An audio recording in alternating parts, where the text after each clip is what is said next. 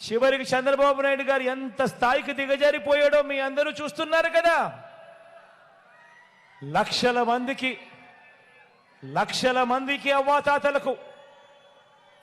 మందికి అవ్వాతాతలకు వికలాంగులకు వితంతు అక్క చెల్లెమ్మలకు ఇంకా తమను తాము పోషించుకోలేని అభాగ్యులకు ఈ పెన్షన్ రూపాయి అందితే తప్ప జీవితాలు కూడా గడవని వారికి నెల 1వ తారీఖున ఇంటికే వచ్చి సూర్యోదయానికంటే మునిపే చిక్కటి చిరునవ్వులతో పెన్షన్ ఇంటికే వచ్చి చేతికే ఇచ్చిపోతా ఉన్న వాలంటీర్లను ఏప్రిల్ 1వ తారీఖు నుంచి పెన్షన్ ఇవ్వటానికి వీలు లేదని ఎన్నికల కమిషన్ తన మనుషుల చేత, చంద్రబాబు నాయుడు గారు తన మనుషుల చేత ఫిర్యాదు చేసి ఆదేశాలు ఇప్పించాడు.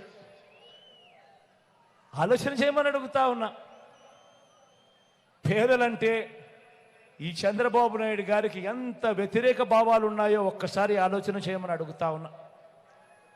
తన మనిషి చంద్రబాబు నాయుడు మనిషి, నిమ్మగడ్డ రమేష్ అనే చంద్రబాబు నాయుడు గారు అన్న మనిషి, ఈ చంద్రబాబు నాయుడు గారి మనిషి ఈ నిమ్మగడ్డ రమేష్ చేత తానే ఫిర్యాదు చేయించి, అది ఎవరి మీద చేయించాడో తెలుసా?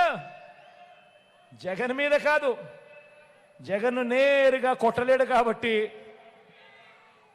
ఎవరికి నష్టం జరుగుతుందని కూడా ఆలోచన చేయలే.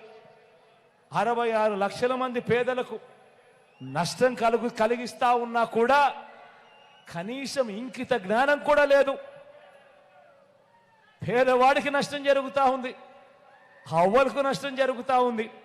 నడవలేని వయసులో ఉన్న ఆ అవ్వలకు చేతనైతే ఇంటికెళ్ళి తోడుగా ఉండి ఇప్పించే కార్యక్రమంలో శభాషం చెప్పాల్సింది పోయి ఆ వాలంటీర్ వ్యవస్థనే ఏకంగా రద్దు చేసే కార్యక్రమానికి శ్రీకారం చుడతా ఉన్నాడు అని అంటే ఇలాంటి మనిషిని ఏమనాలి అని ఒక్కసారి ఆలోచన చేయమని అడుగుతా ఉన్నా.